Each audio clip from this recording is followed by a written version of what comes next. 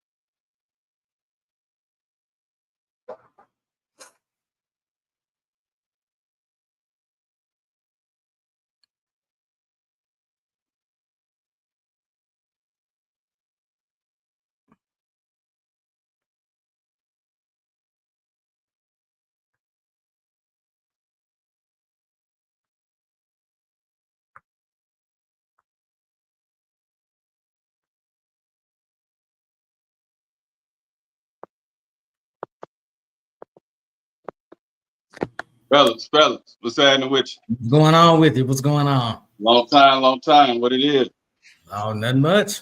How's everybody doing? Good. Can't complain. All right, that's what's Like up. the old men used to say, I can complain, but it won't do me no good. Yep. That's right. That's right. Doing all right. Really. Fair to middling. Right. Glad to have the team back on the panel. Oh yeah, I'm back on camera for the first time since November, so I'm back. That's what's up. All right. So what we gonna do first? We've been having a lot of our iconic, legendary R&B, soul, and all them singers dying, from Jerry Butler, uh, Jasper Isley, Roberta Flack. But the one that stood out the most to me, of course, y'all already know, is one from a more current generation. Was that Angie Stone? Yeah. And so, trending topics tonight goes out to Angie Stone. R.I.P. to the Angie Stone family, her son, daughter. This was the most craziest one to me for people. At the end of the day, after 40-something years in the business, I'm like, well, why? Where are my royalties going? Because I'm not getting this. Come to find out, Universal Music has been receiving all my royalties, all my mechanicals. They've taken pretty much everything. They've stolen, I won't say stolen, but they have taken all the monies that were due to me. They have basically absorbed in that company. And even though there's several class action lawsuits, people that were working on my behalf never even registered the songs. All the songs that I've done, I'm only coming to find out they were not properly registered by the companies that I signed over to. People that were supposed to do their due diligence. So I am truly a walking testimony that God has carried me all this time. Because if you only knew how much money they have taken from me, how much they have stolen from me, monies that I'm supposed to be, I should have been able to retire 20 years ago with the money I've made, supposedly. But there are key people that have been driving the ships. And what they've been doing is improperly representing me, improperly stealing from me, taking things in their own hand, changing and switching lanes because they knew I didn't know that part. So I'm just here to let you know, one way or the other, Universal Music, you're going to have to give up my coins. And so what I'm doing now is whatever is necessary to make sure they pay me for the legacy of my life, for my children and my grandchildren. They're going to have to give me my money.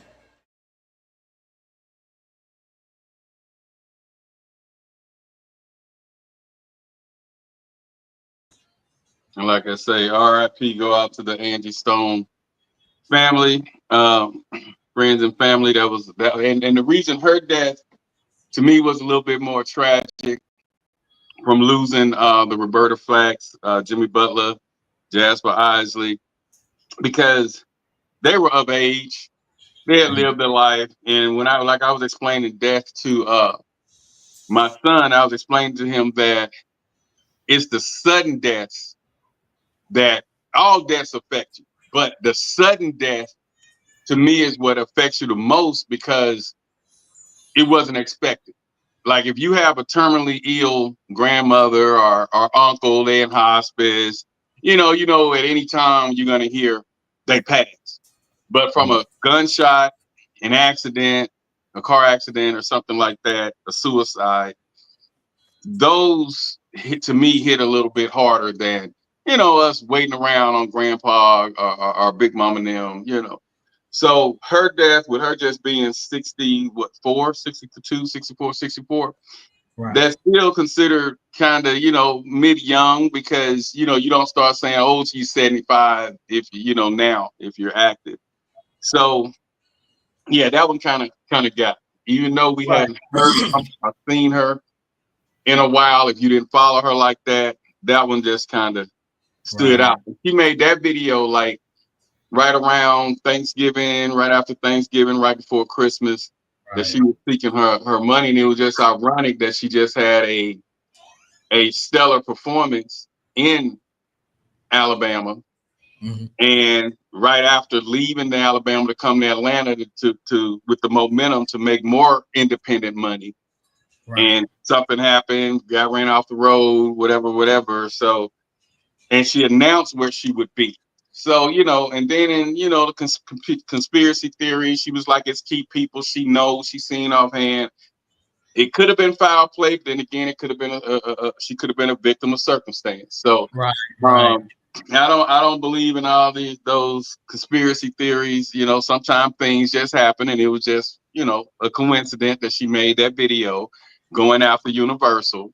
She had an album about to drop that was going to be an independent album where she made all the money, and that was supposed to be released around now. And that happened to her. So everybody in the band survived but her. So, it's like, you just don't know. I mean, things happen.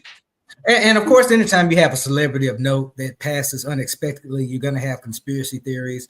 Of course, we all know about the music industry sordid history with payola and with, its ties to organized crime, especially in regards to the proliferation of taking the proceeds from the artists. So this is just an extension of that. If anything else, is just prove that it still goes on today.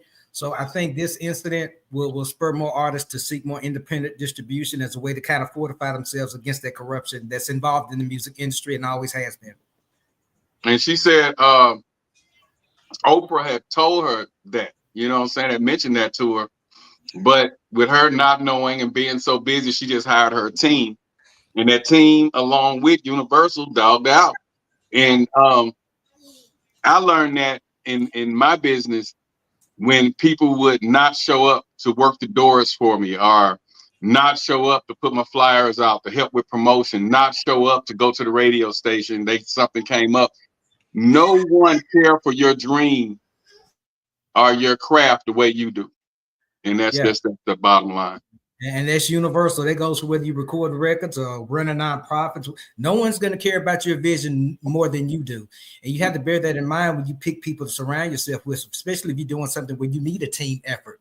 You have to be more cognizant of that. Otherwise, you end up with situations like this where people you relied upon, let you down and let things fall through the cracks. Yeah. Yeah. You hear a lot of people from, industry such as business and not business, but records and sports, and sometimes even business, where if you don't know and you're not in there, that you can easily get taken advantage of, or some things cannot get done the way that you think they should get done or want them to get done. So it's best to be able to handle your own affairs. So. Right. Yeah. And then she said she wasn't familiar with the legal side, but Andy Stone been in the music industry, man, since the beginning of rap. She was part of the group Finesse and Sequest, that the Sequence, part of the group. The Sequence wanted to say, we're gonna funk you right on up, we're gonna funk you right on up. She was the first female group to get signed to that Sugar Hill label. And like I said, I was toddlers when that came out. And so she'd been in there that long. It seemed like she would have kind of seek the knowledge. I mean, but you know what? She came along during a time where music artists weren't as adept in things like legalities as they are now. With the advent of stuff like SoundCloud, you have more artists being more aware of what their legal rights are, what their legal protections are. Now, when she came along, it was sort of during, a transition in hip hop. So a lot of those contracts that those artists were signed to were predatory because it was a new genre. It was a new price, new structure as far as how they tried to do things. So she just got swept up and taken advantage of it because, a lot of it was, we aren't taught, systemically as people to be aware about financial matters, even on a consumer level. So I can imagine the deficit that she faced being a major artist and having to deal with that. Yeah, late 70s, yeah. So Right. but yeah, she was saying in that interview, and it's on her Instagram. You can go and watch it. But she was saying in that interview, in that post, that she don't know the legal side. I'm no attorney. I don't know the ins and outs. And the people that she thought would take care of her, because like she said, you had Bruno Mars, Snoop Dogg. You had so many people to sample her music. And she's not getting a dime from it. But it's like she waited until this late, because they sampled that music way back, years ago. And you just now seeking to fight it. I know some may say there's no time limit on, when she could do something, but that just was a tragic thing, for that to happen like that. And I just hated to see that. She was on a comeback. My thing too is I hate to see when artists are on that comeback and then something like that happened. Like even with Whitney Houston, she had was on her comeback, and then they found her dead in the tub. You know what I'm saying? She was was off with the drugs, getting ready to come back with an album, and then what happened? They found her dead. So I was like, so I hate to hear those type of stories and events. I hate those. But yeah, shout out to her and all the artists so far that's been that's been gone. We've had a long list since 2025 hit in with these old school artists. It's like all of them going back to back every week. Right. Yeah. And then she just came in the middle, out of nowhere. And that happened to her. So shout out to her and the family, man. Moment of silence to her and the fam. Okay. So last week I had Kirk on here. We kind of touched up on the dating, you know what I'm saying? Right. Women being their attitudes stopping guys from dating. The American black, they're stating they get better treatment from women of other nationalities, you know what I'm saying, than the black woman, the American black woman. And it kicked off with this video right here. Even if you look on just a regular dating app and just look at what a woman may state that she requires, I'm saying these things because it feels as if social media again is the barometer. Okay, and it's the comparison, and when you're comparing yourself to all these other women, and of course, even with the BBLs, because I'm like, that's fine, but to everyone that has them. I'm just saying, if you're going by just surface things and that's who you're going afterwards, then guess what? She gonna run them pockets. A lot of pressure on black men, and specifically dating black women. And I love black women. I love chocolate. I ain't marrying nothing, but if I get married, it's gonna be black. So that ain't even an issue, but it is a lot of pressure on us as black men. And I could be, this could be just based on environment. When I moved to Atlanta, women here are very entitled. It's very, and it could be, and listen, I'm not blaming anybody, so I don't want this to turn into. When you say entitled, though, what does entitled mean? I'll say financially entitled. Okay. I feel extreme pressure. And I get hit on by white women. I get hit on by all kinds of women. But when I get hit on by black women, I immediately feel this entitlement of, I got to pay for something. Wow. I got to pay your rent. I got to help you with your car note immediately within 2 weeks. Or I'm just saying what I've experienced. I'm not saying that's it. So I'm not going to leave you out here by yourself, right? I have a lot of friends, or I shouldn't say friends, I have heard a lot of people that I know, associates, women, who definitely think that way, who are like, yo, if you can't pay my bills, then I can't even, what is there to talk about? It's almost like that's I immediately feel like pressure. Yeah. And when you break it down, like the average date, remember back in the day, you can go to Fridays, it'd be $60, $40, $60 with dessert. Nowadays, if I take somebody on a $400. immediately. And I don't even drink. So if she drink, that's the couple hundred. If the hookah is 45, lamb chops is 50, dessert. So by the time VIP Valet. or valet, I was just getting ready to say valet. So we didn't spend $400 for me to see if you like me. Say that again. Like I'm not a king, you know what I'm saying? So it's just like, I'm spending. That's just the first date. You want to go out again? I didn't spend $1,000 on 3 dates just to see if you might call me back, or maybe text me back. And then, because you're a beautiful woman, if you don't like me, you can go get the next man to do the same thing.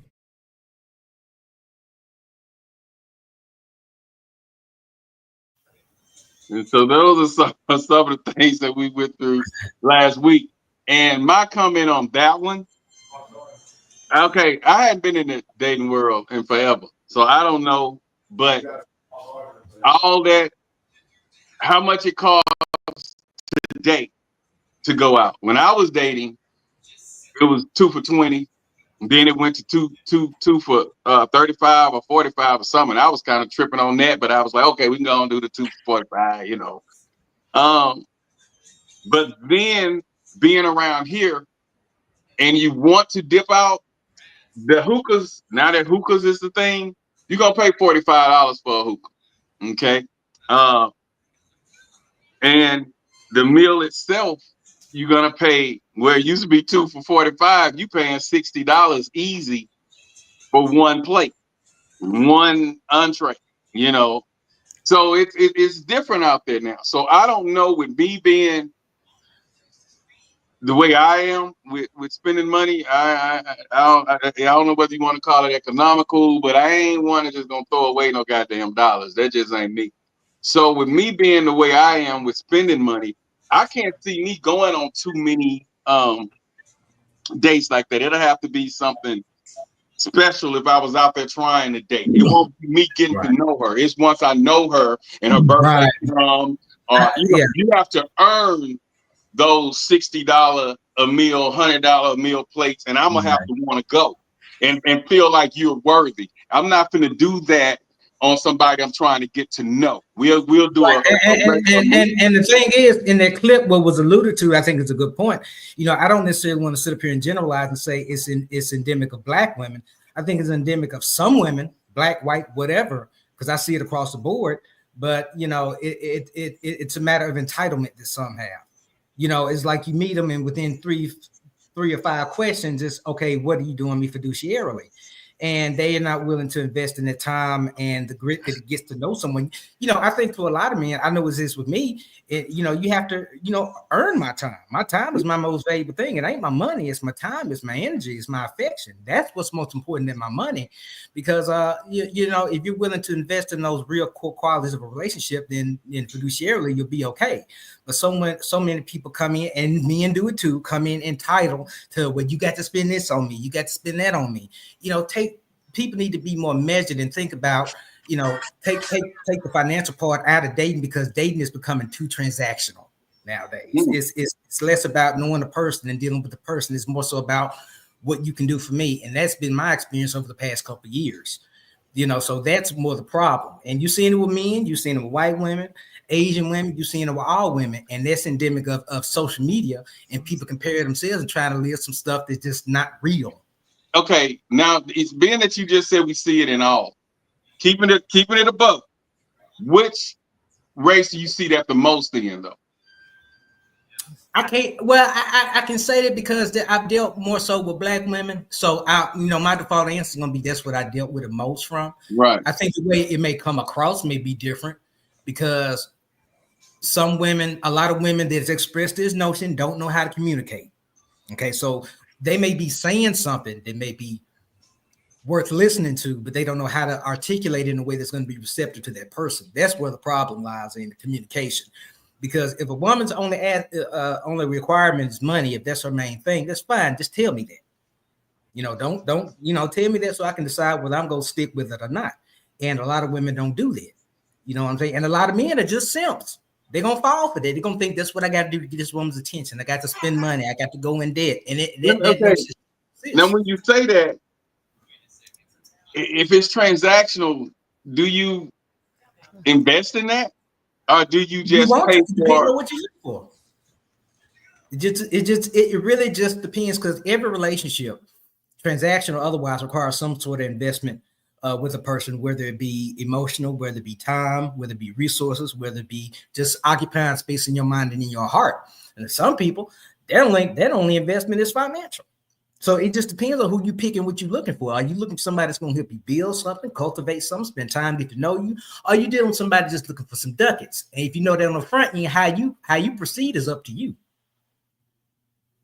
You know, one thing, I mean, I've been out of the dating game for a little bit of a while. Yeah, but when you were in it though, you were deep in it. So I wanted to hear your view, but because the women you hung around with and the circles, they would look like the type that pretty much would want financial. Yeah, but I didn't have. But the funny thing is that I didn't really spend like that. I didn't have to spend like that. You know, they wanted to kick it at their house, you know, or maybe we went to a sports bar to watch a game or something of that nature. And that's why I say they know who to do that with, because I never had to do that either. And there's plenty of people from where I come from that watches the podcast on YouTube, and if they catch me saying something that I'm lying about, hey, tap in. I got no problem. But I never had that issue either. Them requesting, but I know, and you know too, we talked to several people, some that even came on to this podcast, that say women like, can you pay my bill? If you can't do nothing for me, you know, and I'm like, I ain't never. Women open up their conversation on a date, what can you do for me type. And I'm like, I've never heard, I didn't believe it. But he kept saying, man, you just don't know. But I never seen that. And then I'm seeing George saying, yeah, and I'm still kind of in disbelief. I see the reels on, and I see the videos on social media. But hell, I be thinking a lot of those are scripted. So I'm like, it ain't no way no woman telling this dude, what can you do for me? Can you pay my light bill? He just met her now. 3 weeks down the road, oh yeah, my light bill due. Oh yeah, my car note coming up. Oh yeah, I gotta pay my rent. What does that have to do with me? I'd be like, okay, well, you finna pay your bills. I got a bill or two I need to pay, so I'm gonna just hit you back. You know what I'm saying? You know what they want you to pay for. See what they're doing is they view themselves as a commodity. Okay, so they want everything to be transactional. So they basically saying, I'm selling myself. I'm selling access to myself. If you can do something for me to make things better for me financially. And you guys, I'd rather have. It's just like me dealing with me and racists. I'd rather be upfront and outright with what you're saying instead of trying to bullshit. You know, and these I heard just being out with it. I heard, you know, they had this whole debate about who's the prize, and I was listening to this one guy, and he made a lot of sense. He said, neither one of us are the prize. The goal is the prize. Right. That's the prize, to have a great relationship or great marriage or whatever. That's the prize. Right. We're just the players that's trying to reach the prize. So if we play together, right, then we reach the prize, which is also the goal of being happy in a relationship and a marriage with each other. Successful in that, prosperous and everything in that relationship. Yeah. But a lot of times people speak of finances and relationships and things in relationships with the thing, like when when certain people, you ask certain people what they bring to the table, they'll say everything except for character. They'll say everything except for integrity. They'll say everything except for loyalty, honesty, and emotional safety. They say everything is bullshit. It's really not going to matter at the end of the day, because you can sit up there and meet somebody that's got billions of dollars and spoil you, but what happens if they lose it? Yeah. So my wife and I, we sit around and we watch Pop the Balloon, and just listen to that show. You get a lot of insight on people's thinking, both male and female, and you wonder why they're still standing in the drive-thru, meaning that line that they be in, waiting for somebody to critique them or select them. Mm-hmm. So, it's crazy where people, their mindset is even in the 40, 50 range, just to think of to see how they think and how they are. I was watching this lady said that, I'll make 2 points. This lady said, well, I don't want to deal with anyone that has felonies. And everybody in the line popped their balloon. And they was all guys, right? All of them popped their balloon because they all had felonies. So I think I've seen that. yeah, so and then on the other side, this guy, he asked the question, so how would you protect me as your man? And there were so many women that misunderstood. They popped their balloons because they didn't understand the question. He wasn't saying, hey, you're gonna go out and fight for me. How are you going to help protect? How are you going to protect me from everything that I have to deal with? How are you going to protect me emotionally? Are you going to be the one that soothes me? Are you going to be the one that calms me down? That type of thing. And so, yeah, but I think those shows are real. Social media, and I've been saying this from the beginning, it's messing them black women head up, because the majority of, and men too, but majority of women, we have a lot of followers out there now.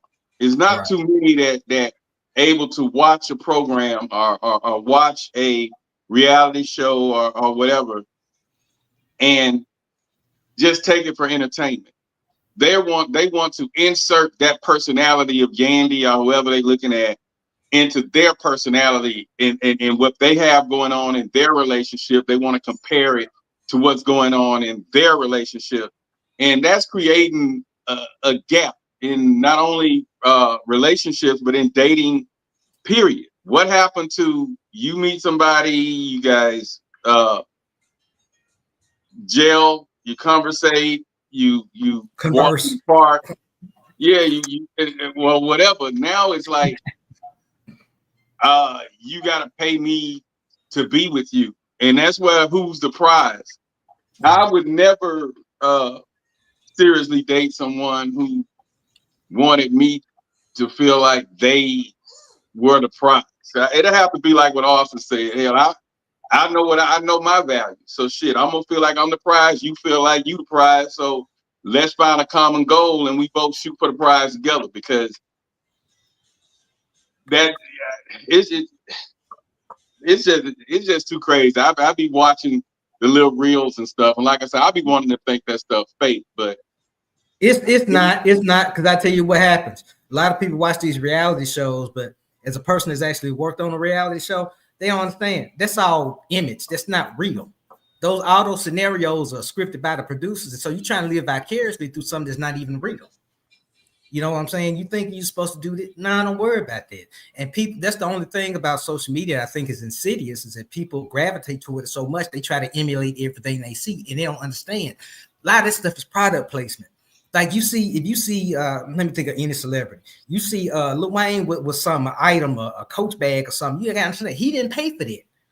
So what you want is something that celebrity didn't even pay for. It's meant to sell a brand, and so many of us are taking what's being sold to us and thinking that's something we need materialistically and financially, instead of in a relationship trying to work on something you can build on. We come into relationships, we want the person fully formed. We want them like they're supposed to be, like we think they're supposed to be. It takes work. It takes work. And a lot of people, men and women, just lazy as hell. They don't want to put it in the work. I was so glad that, well, I wouldn't have chosen no way, but I'm so glad that mine never was into the materialistic stuff. Spending $4, $5, $6 grand on a goddamn purse that she gonna wear once or twice, then it's back up in the closet. I don't believe in that. You know what I'm saying? Because I can think of a hell of a lot more I can spend $5,000 on than a goddamn Gucci bag for you to post on social media and show your friends and your broke ass friends and family that you got a coach or whatever. I never been into that like that. You know what I'm saying? To that degree. Now, nice bag, yeah, I can see 400, 500. But some $1,000 on a goddamn purse when mine barely would take a purse anyway. Right. Nah, I'm not doing it. Right. Mm-mm. Well, my wife likes those things, and if I have the money to give her those things, then I gift her those things. Mm-hmm. But it's not anything that she says that I need to have. Right. Right. Yeah. And plus your wife has invested in you.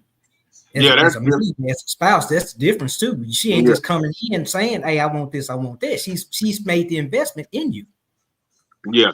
And then like mine, I got her I wanted to do a Fendi bag, but she saw a Guess bag that she liked, and she kept looking at it, and I ended up getting that for Christmas. But as far as her saying, "Oh my God, I seen the latest coach that Sharon had at work," man, damn all that shit. Okay, well we got this bill, we got the kids that need this, we got that and that. The Sharon ain't got that. Sharon out there single, she hoeing, and she got 4 and 5 different guys that's able to buy her a bag. Each one of them buy a bag, so she got 10 bags up in there.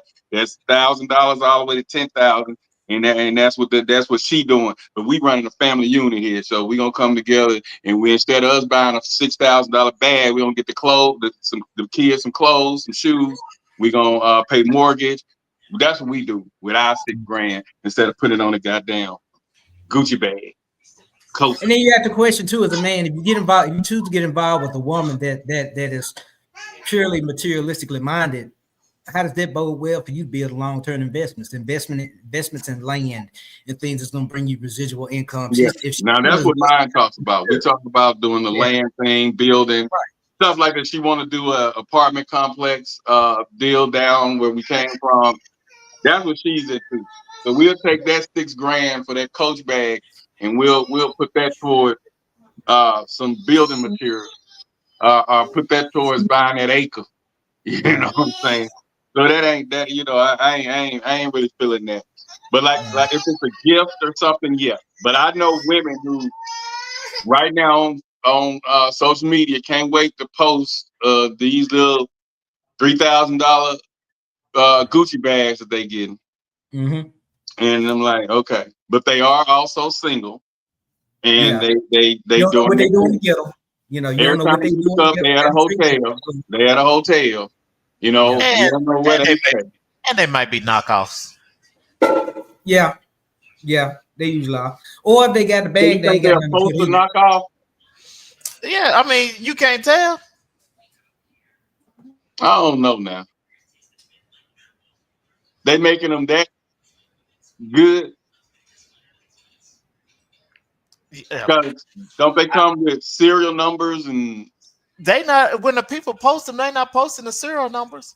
Oh, okay. Okay. Mm.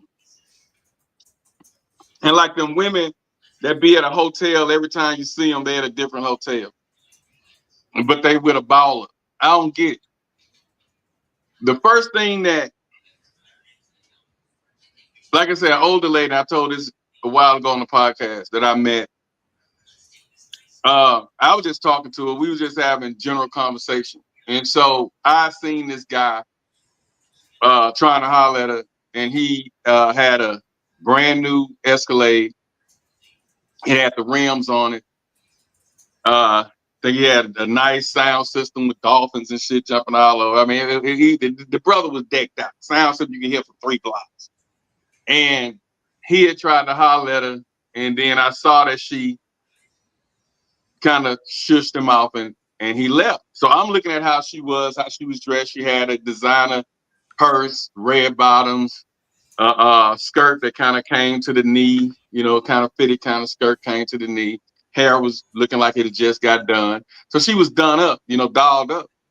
And so she was just standing there. So I was like, that was your boyfriend, he made you mad or something? She said, no, I ain't never seen him before in my life. He was just trying to holler. I say, well, looked like he had his stuff together, he got a nice truck, this and that. She said, you know what I see when I see that truck?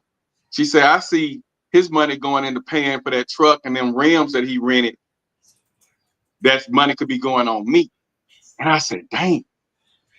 She said, so that means he gonna have to take care of it, not to mention where he lives. He's probably renting.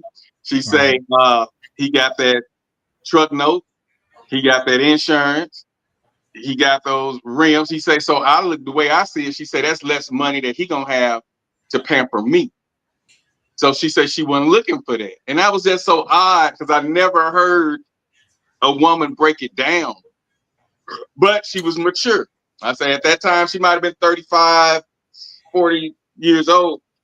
But that was her mindset. Because I know at that time, if you pull up in the ride, the women we were talking to wanted to ride in that ride. Can I drive your ride? And then you end up messing with them just so they can take a spin with you in that ride. So then you get sex in that ride, But when they get on that mature level and they see you with that brand new car, and especially if it's a BMW or Benz or something like that, Cadillac, brand new Escalade, she was like, he got a car note.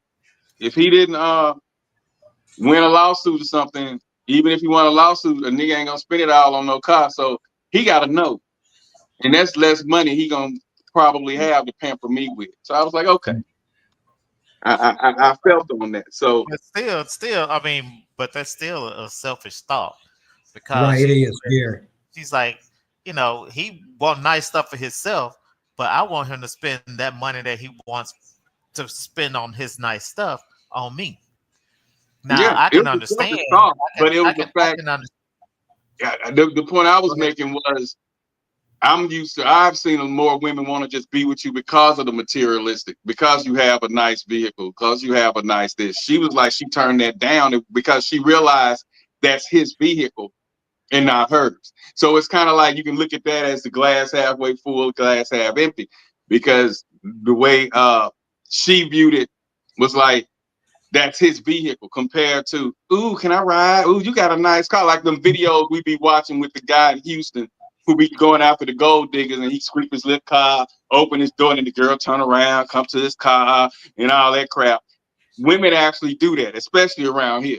And I know in Dallas they do that too. They look at the car you drive. And so for her to say that it wasn't about his car because she understand he had bills, that he probably got bills, and that's less because So you think she would have talked to him if he had a paid off hoopty, a bucket? With her response, nope, probably because she wasn't into car. So we don't know because she wasn't tripping on the brand new Escalade. But here's the thing. Here's where she messed up. When she said less money to pay for her. When she said he could be spending that money on her, she's a selfish woman. She's not a mature woman. A mature woman would say that she's selfish because she would want money to be spent on her. But see, she's not. But that lets me know she's not. Isn't that what men are for? Providing. But to me, that's not wife material, because what I would want to hear a woman say is, or think, is how we can take that money he's spending on that and turn it into some long-term investments. Good luck. That's what I'm thinking. But, I ain't thinking about going back to Austin. It wasn't about, maybe if it was a nice vehicle. It didn't have to be a Benz. It didn't have to be a Cadillac. It didn't have to be no BMW. We ain't saying. I mean, we'll never know because I didn't talk to her that deep to find out what was next. I just know that she didn't judge. She didn't look at a man with a vehicle and say, "Ooh, let me get with him. Let me ride in his car." She was one of the women that realized that I try to preach to so many girls, women that's maturing. That's that man's house. Ooh, girl, he got this big old house. That's his house. Ooh, girl, he driving this car. That's his car. Ooh, girl, I seen his bank stub and he got over $80,000 sitting in the bank. That's his money. And it ain't no guarantee that he gonna give you any of it.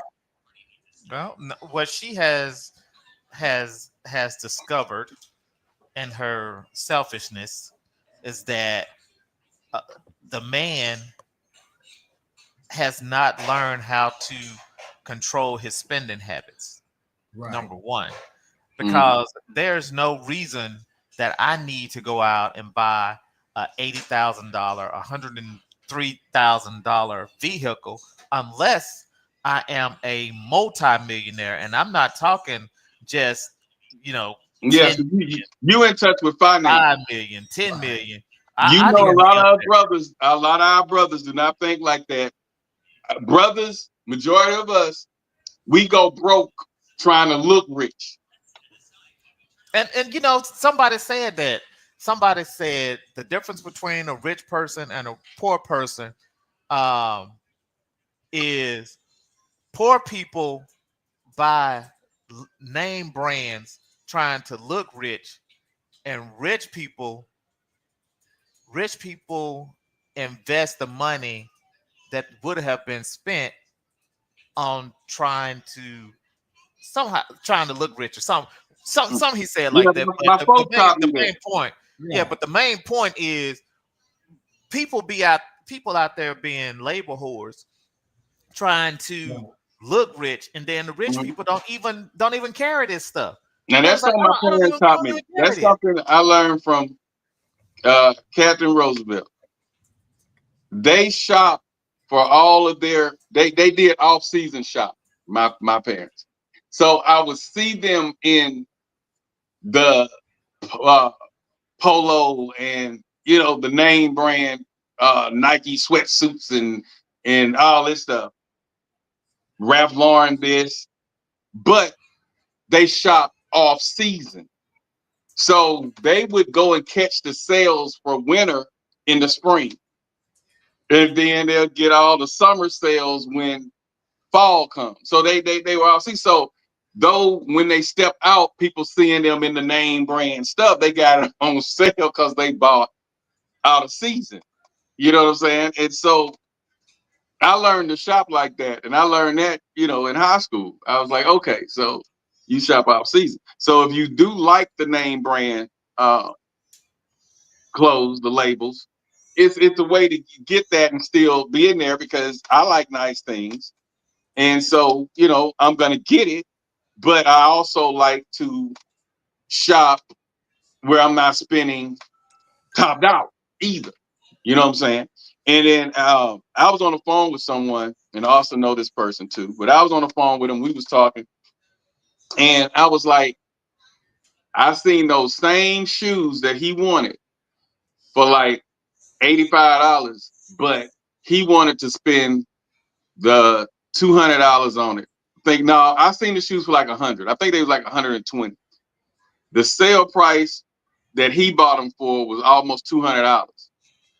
And I was like, they came from a legitimate store. So if we're looking at Foot Locker, Athlete Foot, they had a sale on them. But he wanted to pay more from Hibbert Sports because he wanted to show the receipt that he paid $180 something compared to $120 for the sneakers. And I never did understand that. I still don't to this day. Every blue moon, this thought crossed my mind whenever I'm shoe shopping. He'd rather spend $185 on some sneakers, $200 on sneakers with tax, than get the sneakers that's on sale at the other store because they had a overshipment or whatever. But they was the same shoe. You can go in and look at the shoe. It came from a legitimate store. Does that come from Lil Randy on the corner? But he wanted to spend a higher amount than go, I would say, 15 minutes up the road and buy a $120 shoe. Because you know why? We are in love, especially in the Black community. I'm gonna call us out on this. We're in love with buying the perception of prosperity instead of doing the things to get actual prosperity. We're in love with having that image, having that receipt. But how many people gonna show you the deed to an acre of land they bought? They don't get no respect. But you show them where you spend $400 on a pair of shoes, they're gonna think you're balling. And that's just a perception we need to change because we're obsessed with money, but we don't understand money is a tool to use to do what we need to do with. And that's what's holding us back in society. The way we think about money is all wrong because we've never been educated on it. Systemically, we've been miseducated about finance. How many of us really know what our career sport means? Some of us that are educated ourselves, yes, but we aren't taught that. So that's why you have a lot of this influx of of people misusing funds, not thinking long term, not thinking passive income. That's what you have to try to build. So what you're gonna have in 10 years, a whole bunch of folks on bankruptcy that get nice shit that's 10 years old. And no land and no wealth and no equity and no nothing. And until we change that mindset, we're gonna continue to perpetuate this poverty that we have, not as black people, just as people. So check this out. Just speaking of that, I just saw this the other day. This woman was saying that she got her 2018 Cadillac with 254 miles for $479 a month, zero down. I mean, no, $2,000. No, it was zero down, $479 a month for 360 months. Do the math. How many miles? 254. Just 200. Just 254,000. Right. Okay, no, she lost all day. Yeah, I mean, because my thing is, do the math on $479 for 360 months. But see, and here's the thing with people overpaying on cars. Why would you pay on something that's going to depreciate every time you start it up? You paying all that money, high interest rate on something that every day it loses value. It's not like land where it can appreciate value or gain value. You paying on something that loses value every day. And in what way does that make sense? You can spend that and mortgage you some land, mortgage you some property instead of driving it around. When I was out there, before I had to educate myself, I was getting cars like every 6 months. And rather than leasing, I was buying them. Well, financing them. So when I turn it in, then, I'm upside down. So that money has to go on top of that. So finally, I had to get smart about it. And I was like, this doesn't make sense. I need to do better. So then rather than buying, then if I'm going to turn around and trade it every 2 or 3 years anyway, then at least. why not lease? It's cheaper too. You just pay a big down payment, but it's cheaper.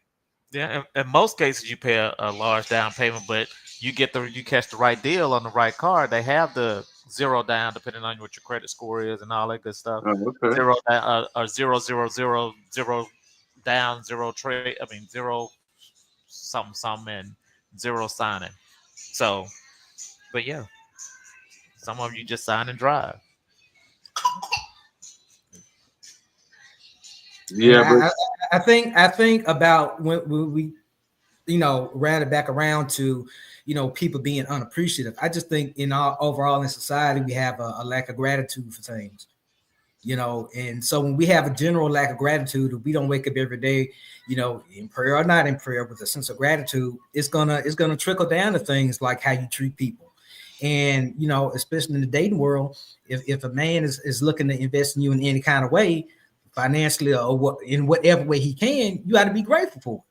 Just like there's a lot of good women out here that will invest. Men should be grateful for that too. I just think, and overall, we just becoming a selfish, self-centered society, and we want all these things and all these accoutrements that we are not willing to invest in ourselves and in others to have.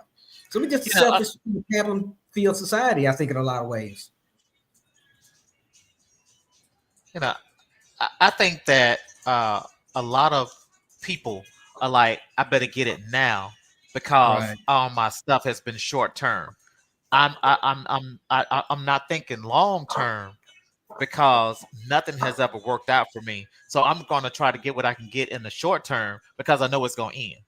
So they don't have the confidence in themselves or in a relation that they're able to maintain a relationship in order to be invested in over a period of time.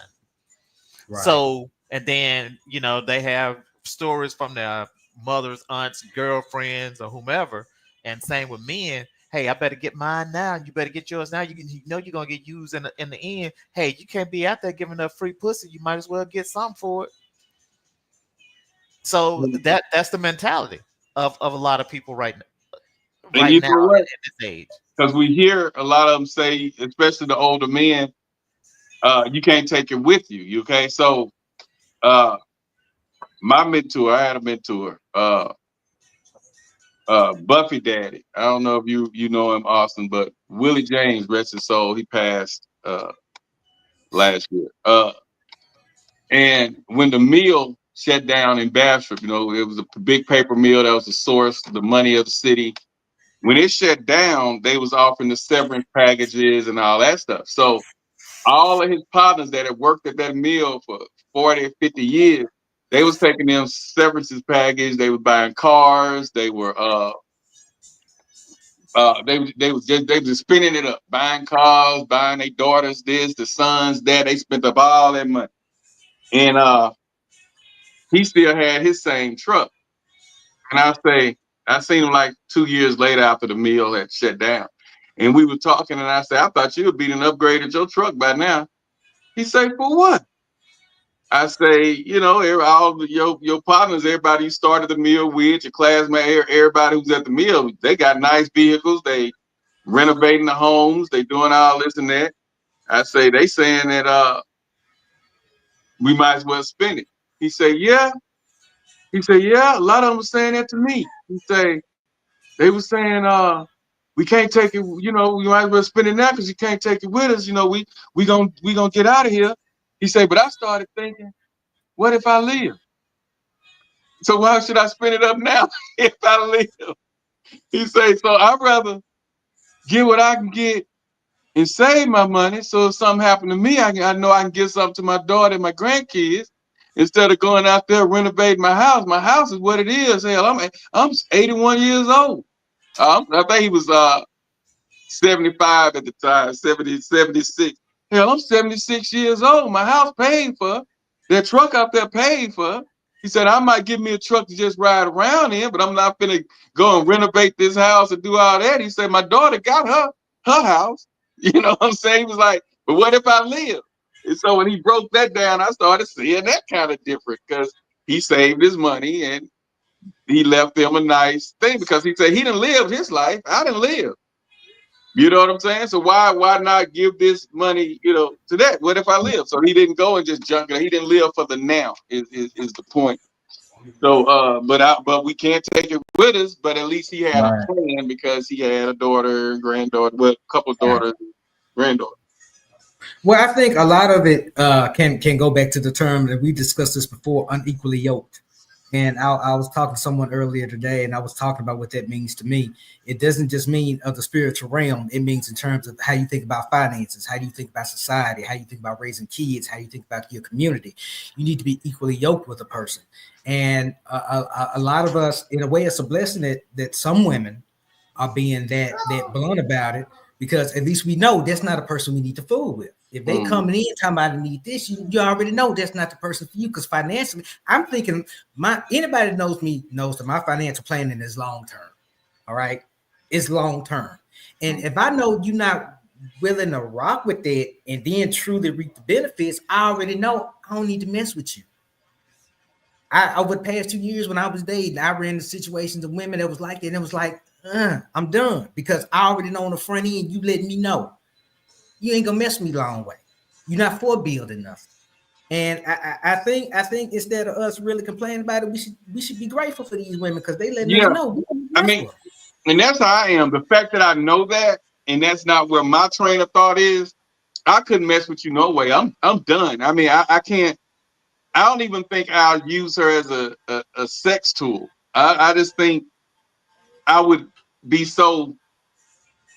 I kind of know I will because when I did try to, was involved with someone and she didn't want to learn nothing about the economy, nothing about the president, nothing about nothing when Obama was running.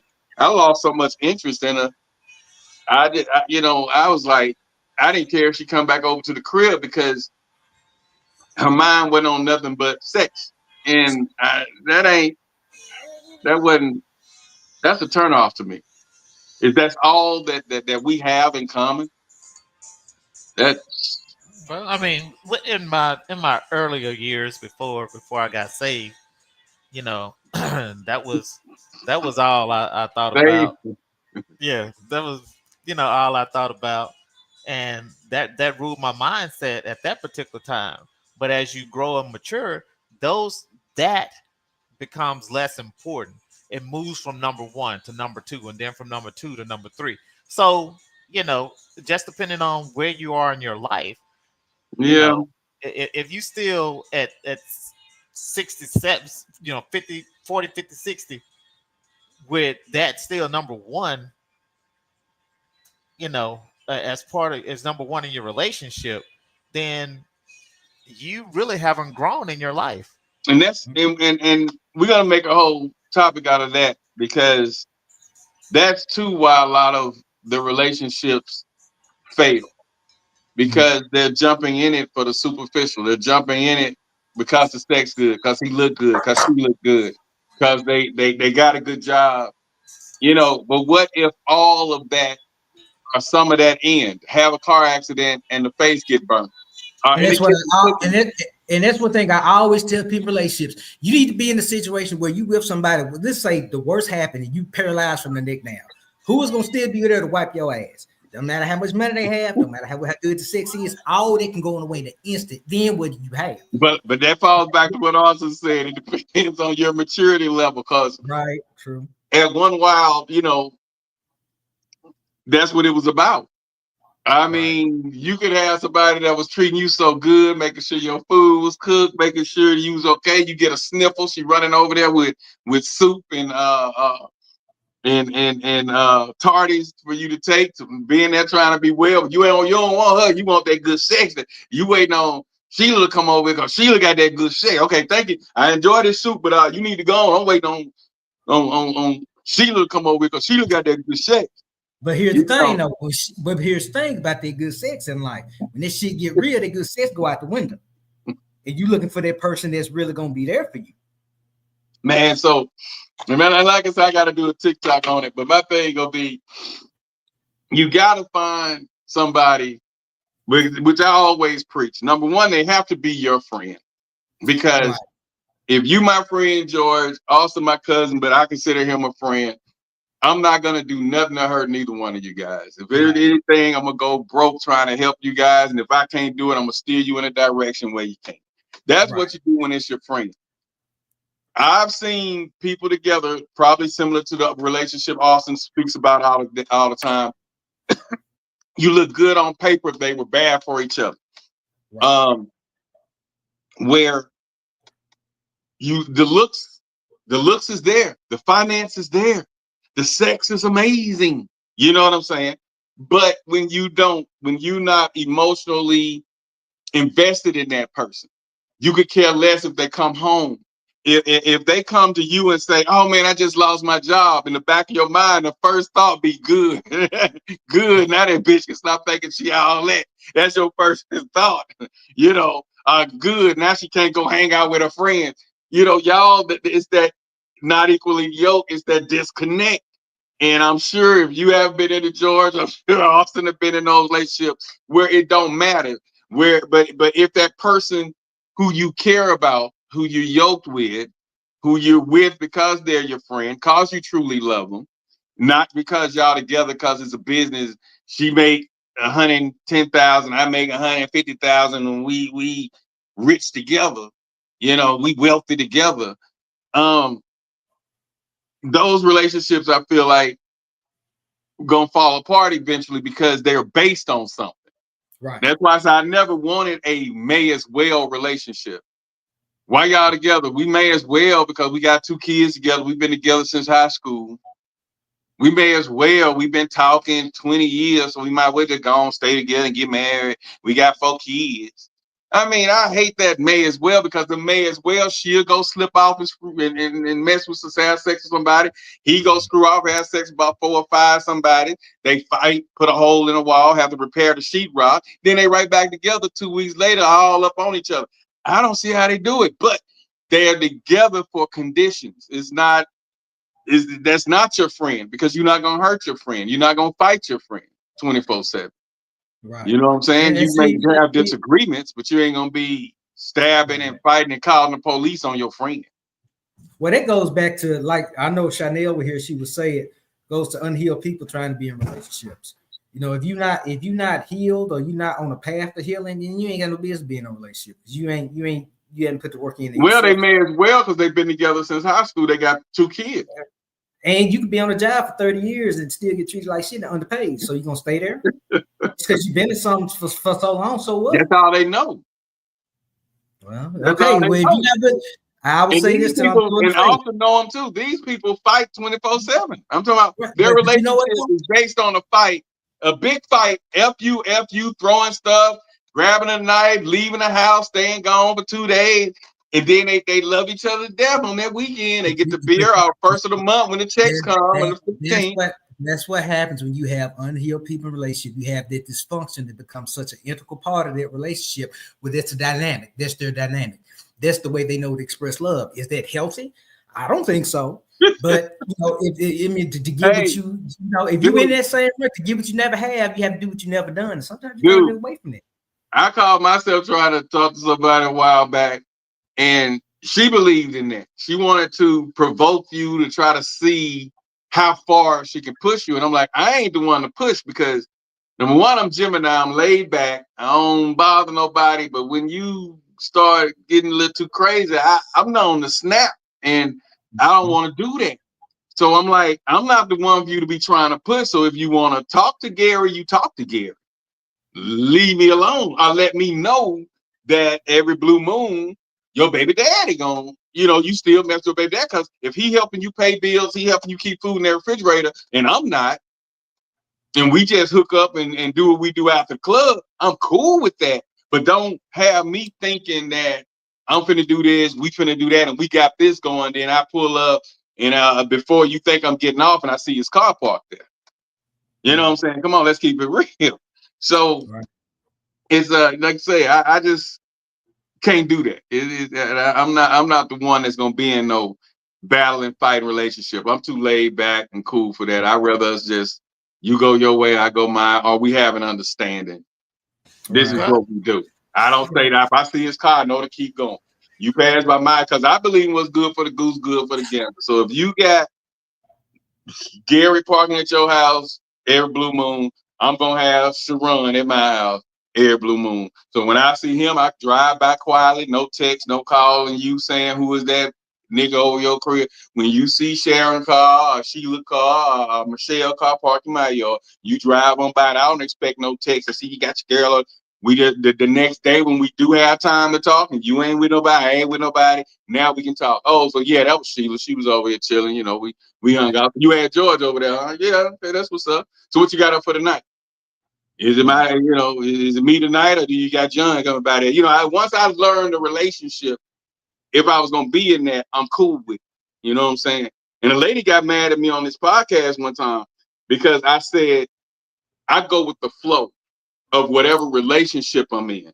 If she lovey-dovey and she want to hold hands, I can hold hands. If she one of them people that I don't really like the touchy-feely type, I don't like touchy-feely type. It really don't matter, because I'm a neutral spirit. I like to say I'm Gemini. I could be turned up and crazy about you today, and then tomorrow I don't even want to see you. I don't forgot who you were. I could care less if you called me again, but I'll be your homeboy right now. We turning up in the club. We fight together. We doing everything. But then you can say something or do something, and then as soon as we dap up, all right, man, get me. You're like, hey, man, I've been calling you for 8 days. You ain't pick up the phone. You said some shit. I don't rock with you like that no more. You know what I'm saying? What we did. Hey, man, going to go? Nah, I ain't going tonight. Then you might see me in there, already there. Hey, man, I thought you said I changed my mind. I'm going to try to let you know, just like I let them down easy. I'm going to kind of let you know I don't rock with you like that. Right. But keeping it up front is what a lot of women wasn't doing back then, so I know they not doing now while y'all out here. Because they trying to get whatever they can out of you. So they're gonna have to make you think that it's more than what it is. A lot of. So, but again, I really don't know if women have actually become unappreciative. No, I don't think so. I think it's just, again, they think they require more.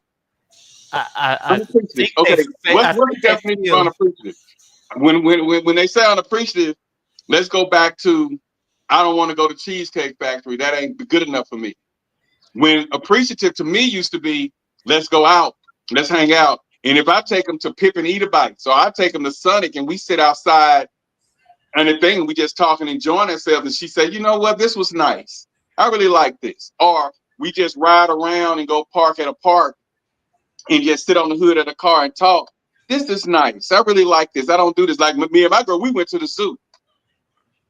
You know what I'm saying? We walked through the zoo on one of our first dates. I paid $3, I think, for each one of us to get in the zoo. So I spent like $6 to get in the zoo, and we walked around the zoo, and it was nice. Right. Instead of saying, "You ain't to a zoo, you better take me to Disney World." I'm going to no damn zoo. You better take me to SeaWorld. No, but I think that a lot of people these days feel like their time has to be compensated at a much higher rate. Okay. You got to pay for my time. And that's where I would be messed up in the game, in the dating game now. Because I feel like good sex is hard to find. I know me. And so just as valuable as they think they are, I know I am. And so we would bump heads all day if you fight over who. We're going to fight all day because just as good as you think you are, I know I am. I think people overestimate their value. I think that they base their self-worth and value on the wrong things. You have a lot of women, some, not all, that place their value on what's between their legs and what they sit on, instead of basing on their character and their integrity and things like that. They're really gonna matter to a real man at the end of the day. Yeah, we'll go for the BBL and all this stuff at some point, but that ain't what we're gonna wife. I'm not. And and the thing is, a lot of people, they just view themselves as commodity. As commodities. I got this, I'm worth this, and I'm worth that, instead of looking at the person that's really beneath. And that's what's really what you got to deal with. And this is what he was talking about. Just like the other guy who was saying, when he see a black woman, he feel like, when I got to pay something, what I got to pay. And that's not a good deal. That's not being appreciative at all. Pressure on black men. Mm-hmm. And he was the one that came with that. But I was dating outside of my race because they was doing things better than my race. I'm gonna keep it 100. Define better. Well, not better, because I know where she getting ready to go. Not better. I know you said they were doing things better. I want to know what better meant. Not better. I'm gonna change that. I'm trying to save you for the people, I know you is. That's for the culture. Not better for the culture. There we go. Right. Not better. I was dating Puerto Rican. I was dating Dominican. I was dating African. I was dating all type of other really size American black. Right. They were doing way more of what we expect we want our woman to do more than our American. Our American got real comfortable Give me some examples. Oh man, I mean, their mannerisms are different. Like even my Indian one was from Syria, one of them countries over there, right? I didn't have to really say much to do and be treated like a king. You see what I'm saying? A lot of times with our own American black, they expect so much of us and what we're supposed to do. Like things like, if we go out and eat and we just have a nice dinner, we can go anywhere and eat and get a nice dinner. It had to be Rue Chris, or it had to be this, that, or it had to be this, that. Then I get somebody that's just as fine, a Cuban or a Colombian. They don't care about nothing. They care about you and your household. Even though they still care about the money, but it's not about the money. You understand what I'm trying to say? It's a difference. Not better, but sometimes we get tired of hearing, Birkin bags, sushi. Do you think that's fair? Because I feel like there's a certain type of woman that does demand that. Right. And to me, I think it depends on the bait you're using and where you're looking. If you're going to go get a model from Instagram that got the BBL, the snatching stomach, and has all the things that check off money hungry and surface, you're going to get that. And so that's when I think appreciative, you buy her a bouquet of maybe a half a dozen roses, and she throw that back at you and say, "Well, I don't have 2 dozen, or I don't have a dozen." Where you used to consider a woman 1 rose, a yellow rose, and it makes her whole day. You know what I'm saying? Now that 1 rose to a lot of women is nothing. Where's or the BK? I've had this happen to me years ago. Spent a whole grip down a woman roses for Valentine's Day. Just sent them to her. You know what she said? You could just gave me the money.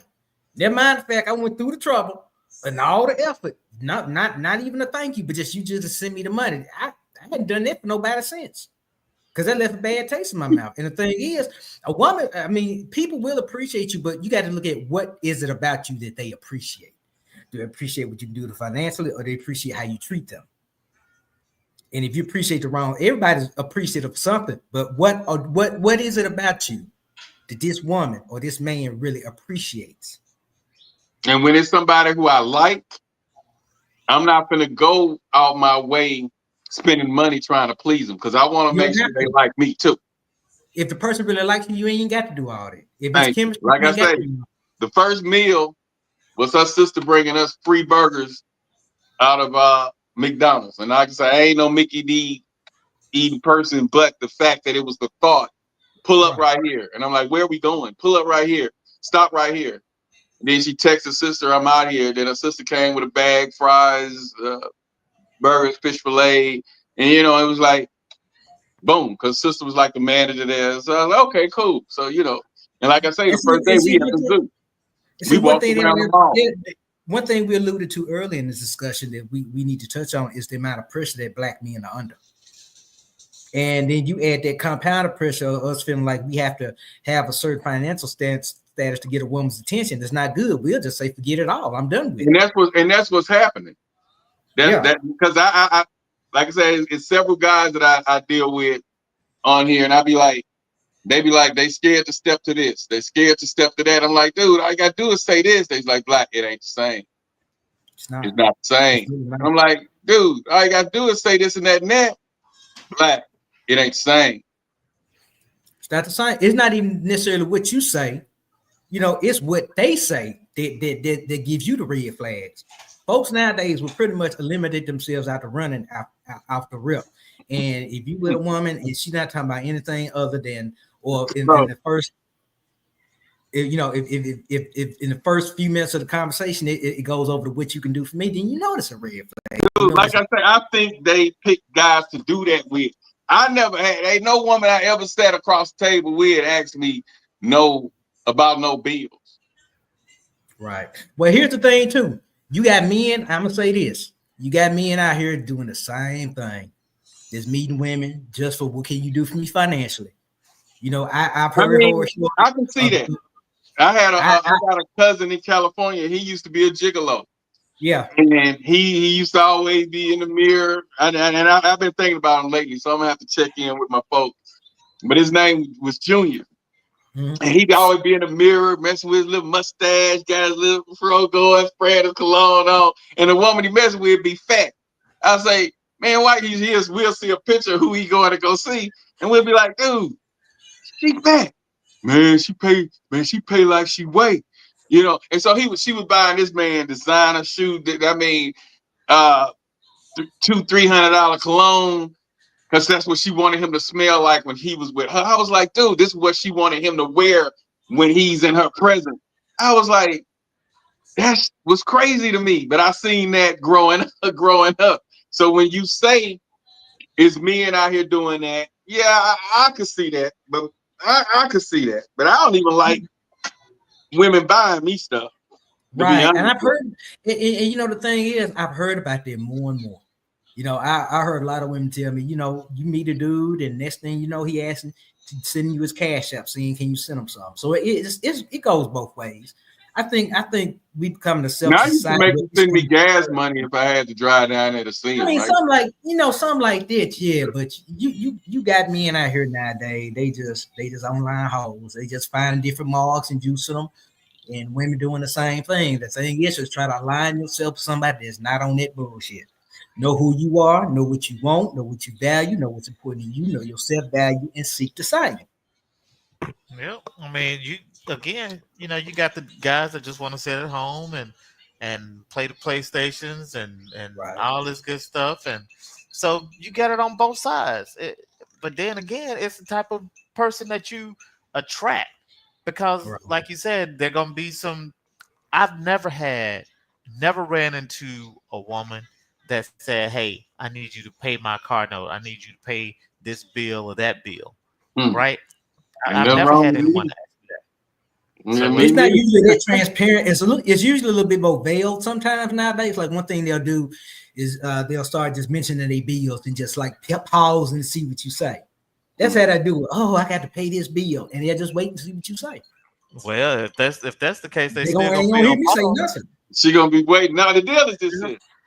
Now I ain't gonna sit here. My thing was, if I like you, if we've been together, I'm gonna say we've been talking and hanging out 3 months plus, and sometimes if I like them and I'm at the crib or something, and I happen to see, be nosy and see, mail up there and want to see what the credit score may be, what kind of credit card she got, or something like that, and I happen to see a bill, or I hear her on the phone with a friend, and she might say, "Good now, I'm pay. I pay my rent this with this check, or I pay my, I'm paying my electric. You know what I'm saying, with this check." Or I just happen to hear some type of a conversation. If I like that person, I would give half. I'll say I'll send them some money. I was like, here, she like, you ain't got to do that. I get paid Friday. No, I'm just sending this. You know what I'm saying? It's all good. I mean,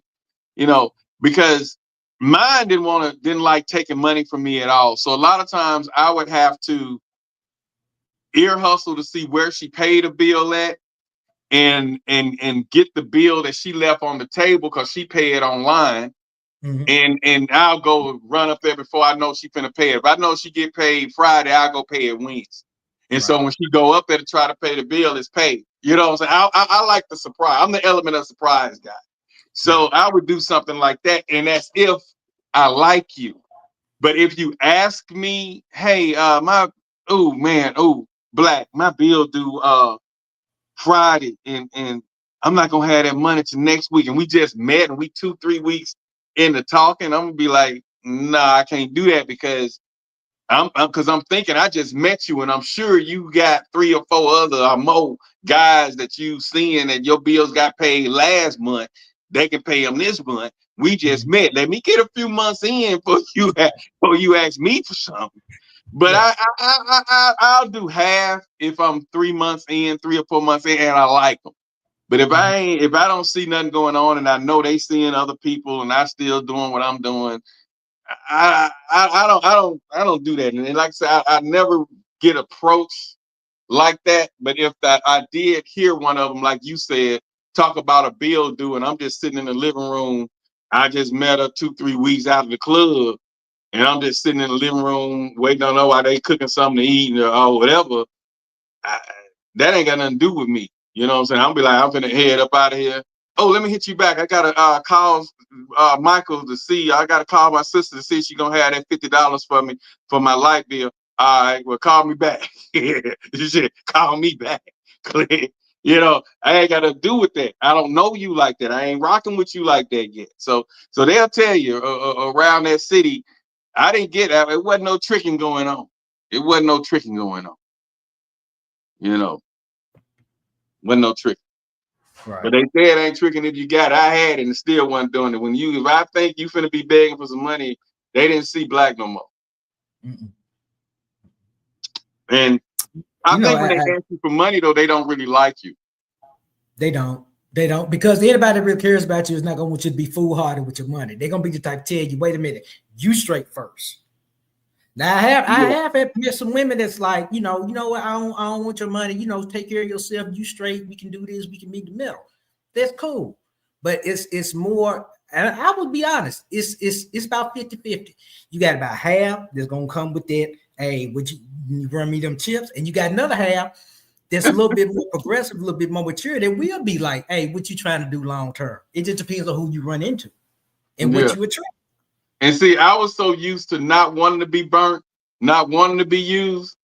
And I was milking mine alone, the one I'm with now alone. And she had to ask me, what are we doing? What we doing? Because she falling. And so she like, what we doing? Because we spend a lot of time together now. What's going on? Because I ain't saying nothing. And like I say, I'm just going with the flow. Because I don't want to find out that John popping up with no closure.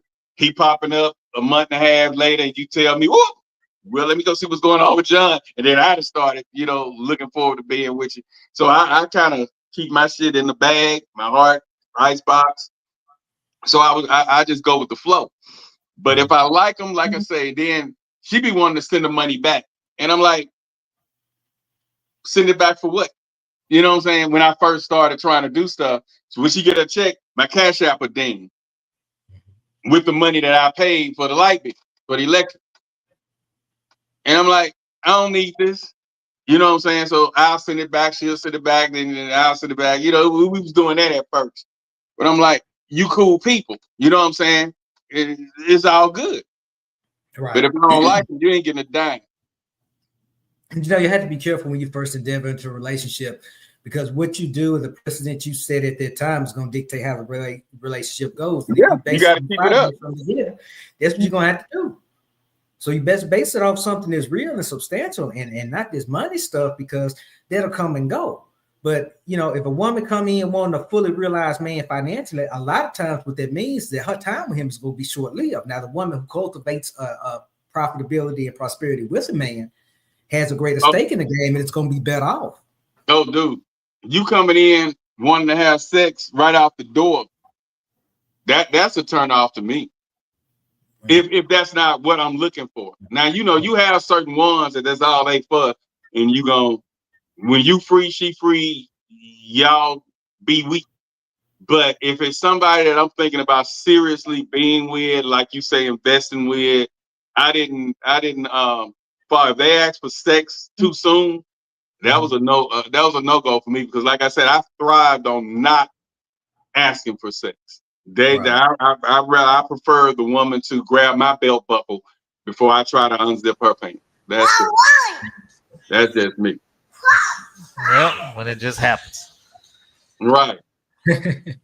Yeah, naturally. Yeah, it just happened. Then you both sitting there, we know she initiated, but you have to play that role like we don't know what happened. We just got carried away, Right.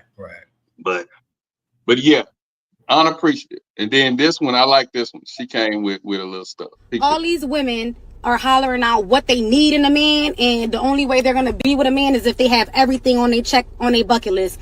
Well, newsflash, a lot of women's bucket lists are literally absolutely fucking ridiculous and is a fantasy. A lot of women say, oh, I don't want to be with a man unless he makes a certain amount this in a year. I can't be with a man if it's not my way. I can't be with a man if he doesn't, whatever the case may be. Did you ever think for 1 second, looking over your life and your current situation, are you making anywhere near what you want your partner to make? Answer that for me. These women are out here saying, I need a man that's going to make $300,000 a year, $400,000 a year. What are you bringing to the table? Because it sounds like you really want to live. You want somebody that make enough money that you can live off of, instead of you putting in the own work and appreciating a man that already has a 9-to-5 and is doing his best to make sure that you eat. Instead of putting a price on a man, you need to put priorities and responsibilities on a man. And if you see them taking care of that priorities and responsibility, that's a fucking man. Not how much money is in his bank account.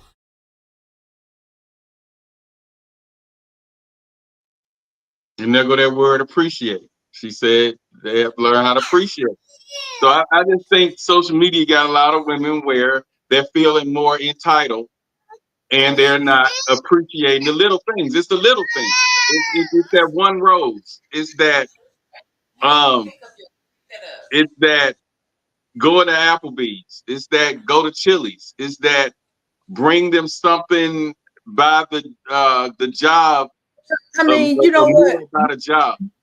But D, here's the thing too. It's not just those things. It's the calls in the middle of the day. Hey, you okay? How you feeling? Yeah, the little things, right? That kind of things. Because when that money fades, when that money gone, if you ain't got nobody calling checking for you, you're gonna feel a whole lot worse than you will being broke. But they don't see that. A lot of them don't see that. They want to show out for social media, bro. They want to post on Instagram. They want to post on Snapchat. They want to post on TikTok what that man's doing for them, because they're in competition with the classmates. They're in competition with they want that frivolous, superficial validation from people that they really don't know, instead of getting that Man, I'm going through something. My mate calling to check on me. They crying with me. They going through with me. That's not important to them, but the validation from somebody they was in 8th grade with me more to them. Right. And that's why I don't like the women who have to seek validation from likes on social media that's in a relationship where her man say, baby, you're beautiful. Every third day or every day, they steady posting pictures to see how many likes they can get. Well, I mean, that goes back to, a lack of being, what word am I looking for? Validated and throughout life. And so they seek outside validation, even if they're getting it at home. I get what you're saying. It goes, what you're saying, what he's saying, I think Austin's saying, sometimes it goes deeper than home now that social media is out. So when I speak that, I'm thinking pre-social media. So now that social media is here, it's not just us who they're seeking the validation from, but it may be a cousin, it may be a classmate, it may be a friend, it may be a family member who they want to show, well, yeah, I was that chubby kid in school, now look at me. Or I was the ugly duckling in school, now look at me. So I can see that. But every day is what I don't think. That's why I think then it draws the line. It's a problem. Well, I mean, it's still all a problem because it still goes back to their self-image, that the distorted self-image that they see, their emotional distorted self-image that they see, because they can never visualize themselves as being whole or receiving enough validation to be okay, because that's why they have to continue to seek it. It's like a drug. So that's why I see 3 or 4 pictures a day. It don't be 2 days to pass by without that fucking photo. Well, I don't get that. Yeah, but here's the thing: see women in full-blown relationships posting side pictures every day.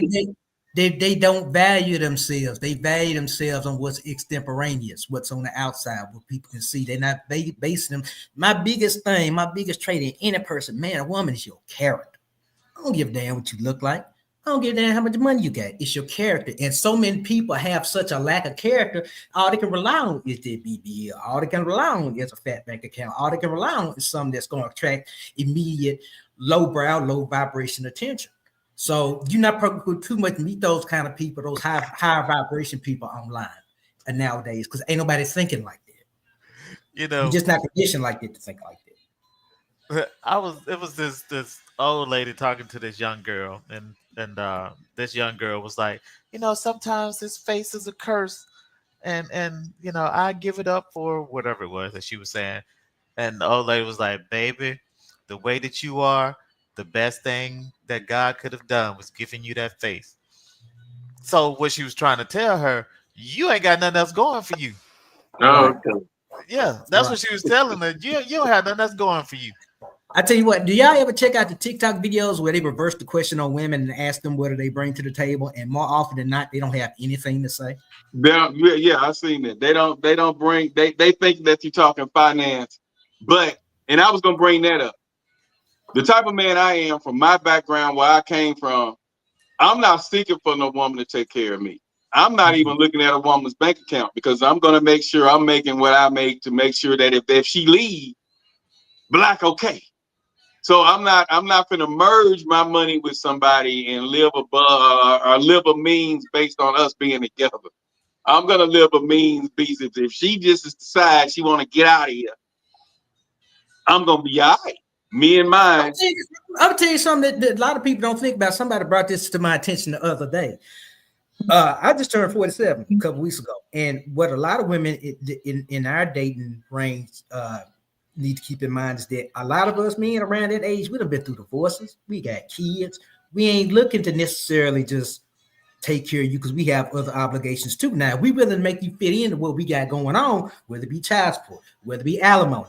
yeah, you got to fit in with it. So it's totally unrealistic for a woman to come into a man's situation, expect him to pay all your bills. He got to take care of himself. Well, he got kids. If you're a single mother, he's not going to expect you to do the same for him. So a lot of people have to be aware of people's circumstances and see if they can deal with that. Because you might want a man to go spend you $5,000-$6,000, but here he got kids in college. He can't do that, and he's not going to do that. Now he'll buy you a knockoff. Just be happy with that. And if you can't, then don't fool with that man at all.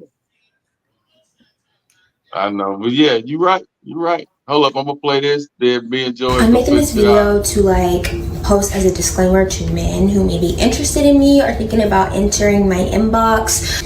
If you are looking for a down-to-earth girl, you know, someone simple, don't even waste your time, because I am not a down-to-earth girl. Like, I want everything. I want the sky.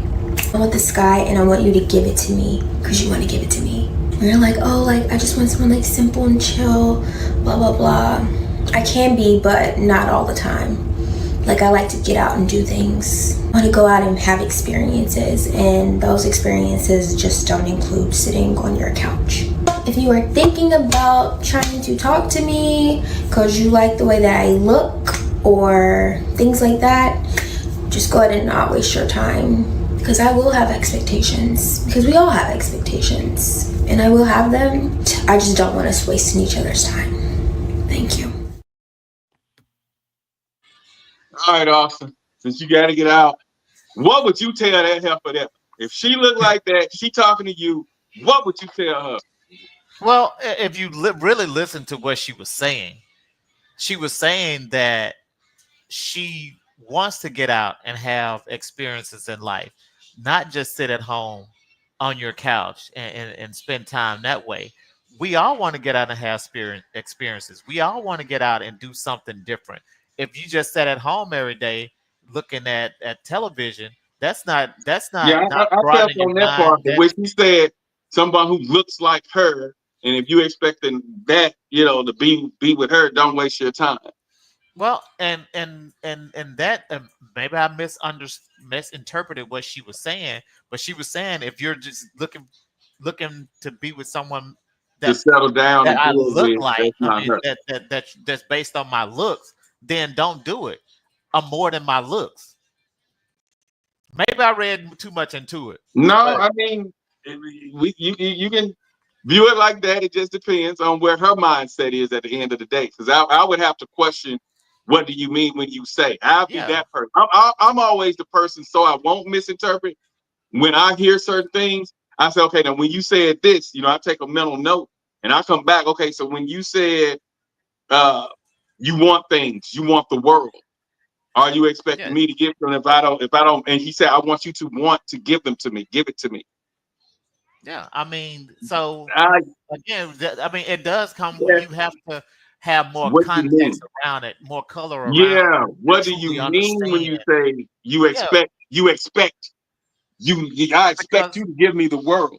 Because the world to her could be all of your love. The world to her could be all of your attention. Or the world to her could be everything that you can do financially for her. Yeah. So because I like a lot of things. I want a lot of things. I like a lot of things. See, what she did herself a disservice that she poorly represented herself. She didn't say anything about her character. She didn't go into greater specificity about what it is she wanted to do. And she know nothing about nothing about her ambitions, nothing about her, but I hear a lot of me and not a lot of we. And that goes back to what Austin was saying about the pop the balloon thing. Right. Me listening to that, how she was all stuck and praising herself. And I've seen, had, dated, been with way better and looked at her. I would have popped my balloon because she would have to explain to me, break down, what do you mean? And when you say you want the world and you expect me to want to give it to you, what do you mean? We're just meeting. And when a woman says she wants the world and she's talking to a man, the question the man should ask her is, what are you willing to do to help me give you that? How are you willing to help me? You the man. You the man. You can't be walking around here looking for no help, man. You supposed to be the provider. If you ain't help me build it, you're not entitled to any of it. So you 50-50.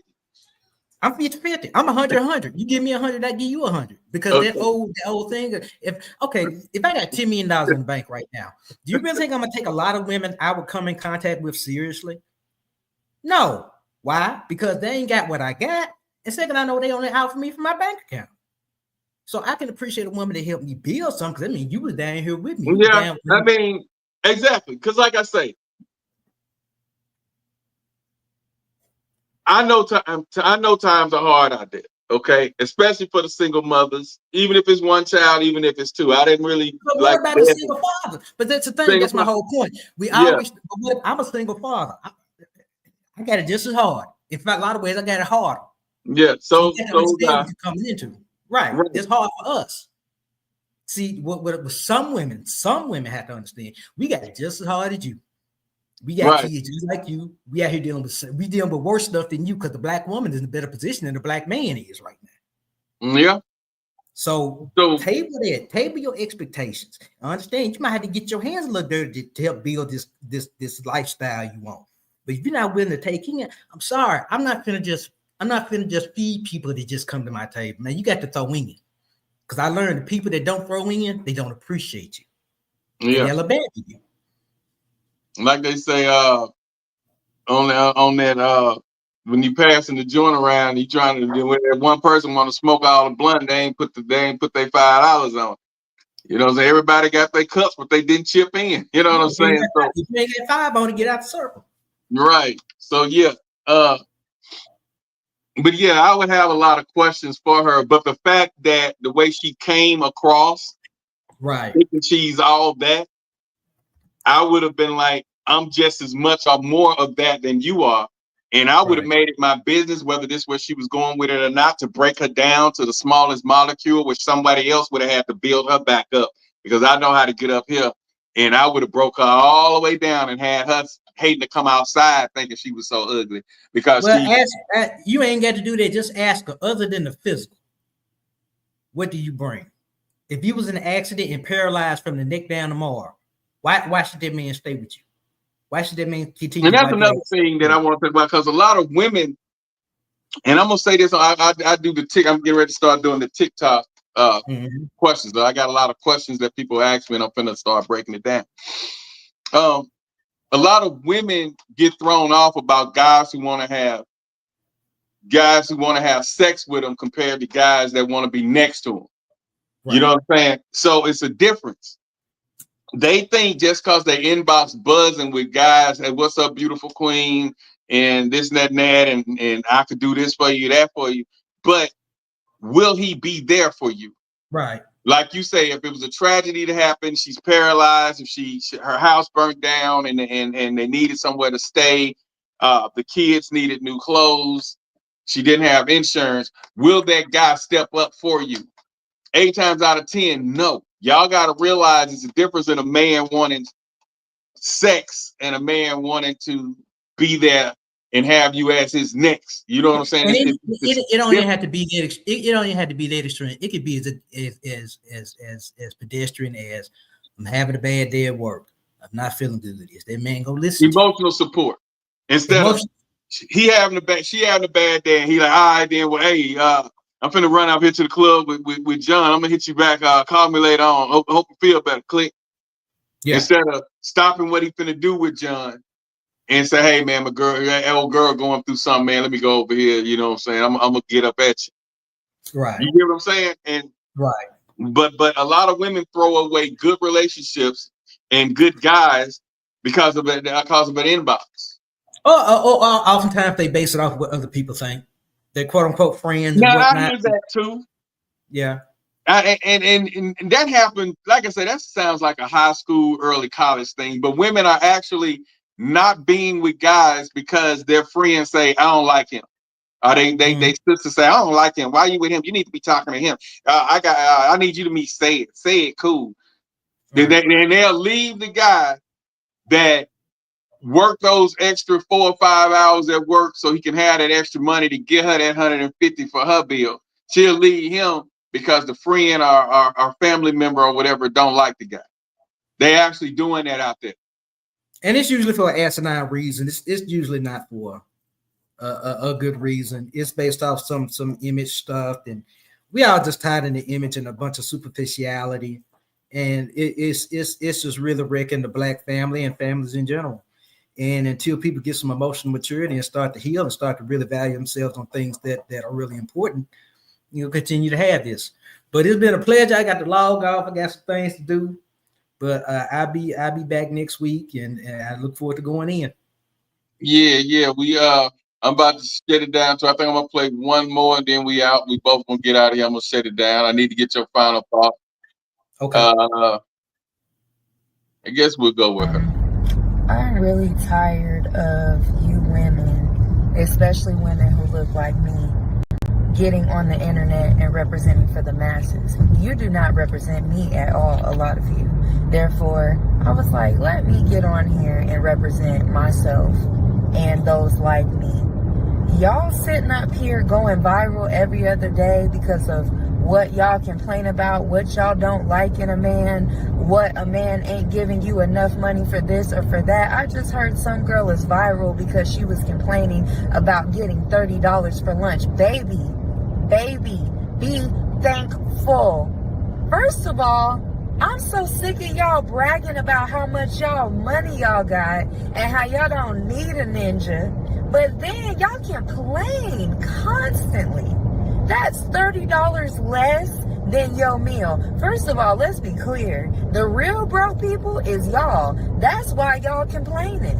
Because y'all over here looking for men to pay for things, but y'all want to disguise it as, oh, he's broke. No, baby, you're broke.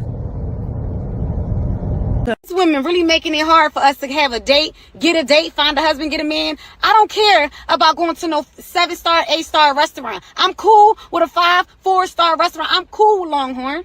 I'm cool with Texas Toll House if that's how you say it. I'm cool with Outback.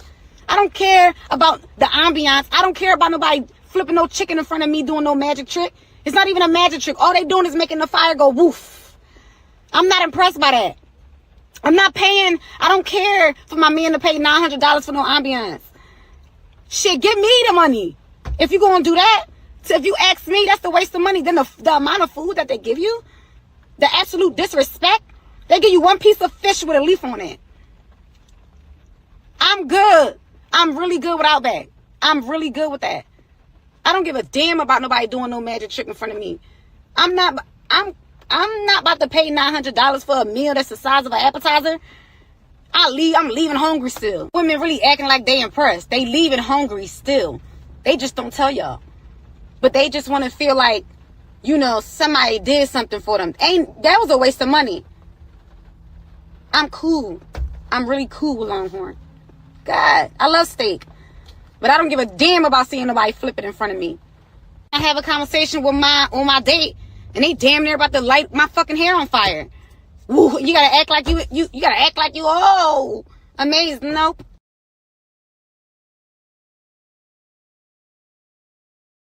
And so with those last two, I think that's more on the 35. Mm-hmm. They are hitting a mature level where they want love. I mean, it's been so much disconnect, like you say, between the black families till it eventually got to come back together. You get what I'm saying? We outside and I'm happily single. I got a feeling that in the near future, 2025, 2026, the summer to 2026 winter, mm-hmm. I feel like more women are going to be out here looking for relationships now. There's only so much outside and you can do. And then with the economy being what it is, they're going to have to come together, find somebody that they can seriously trust, be with, try to build with, try to meet things with, come together. Because them making that little 40 grand a year and him making that 60 or whatever, it's not going to be enough if you look at the way everything going. So you can keep being out here, I don't want no man and I don't need no man and this and that and that.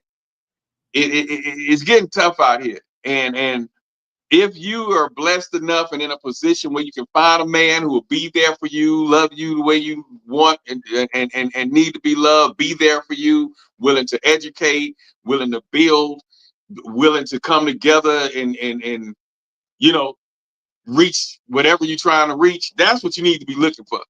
This is the time to look for that. And when they start cutting off those stamps, they start cutting off that government assistance that's paying for these homes that you staying in. That's what messed the women up in the first place. You see what I'm saying? So that was the beginning of the foundation of the breakup of the Black family government assistance. So True. So I just feel like eventually the chicken's gonna have to come home to roost, and I think they're gonna do it sooner than later. So give us your final thoughts on the topic of the night about women being are becoming unappreciative today. Well, And we I'll saw say videos. I'll say this as I started. I don't want to make it seem as though it's something that's exclusive to Black women. I think it's exclusive. I think it's something that has infected all women and a lot of men.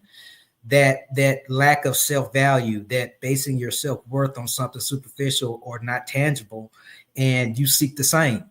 If you're with someone that doesn't have character integrity, that should make you look at yourself and be like, okay, well, what is it about me that's attractive, so makes me want these things that really aren't going to be real?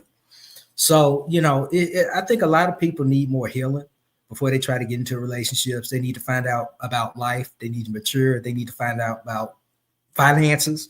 They need to find out about communication.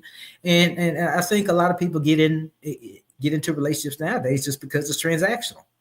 And that's just how they view it. Until you view it as something where you have to have some emotional safety and some longevity with it, it's going to continue to be like it is. That's one of the next discussions. But then, we got to get into what you and I talked about, what we're going to do. But I want to find a way and inbox me. I need your idea on how can we bring forth, because I see a lot of people saying relationships are business ships. And I just don't think, to me, because I understand emotional connections, I understand work relationships, I understand being in a business. I've done them all. I just don't feel the same about a business partner that I have my mate. I just don't feel the same. And if I'm with her because she know how to write grants, or if I'm with her because her dad got connections to the steel mill, and I can use him for whatever, I just don't think I'll be that emotionally attached to her in that relationship, because I'm gonna view it, and it's just me because of how I love. I'm gonna view it as a situationship. And so when I'm talking to somebody who I get that, how you meet somebody, y'all have that vibe, that connection, that kinetic energy between the two. You feel that heat when y'all kind of near each other. And I'm gonna feel like I want that feeling. And then when she say, well, what's going on? What's up with you and old girl? Or you and your wife? Or you and your live-in? I'm gonna say, well, I'm in a situation.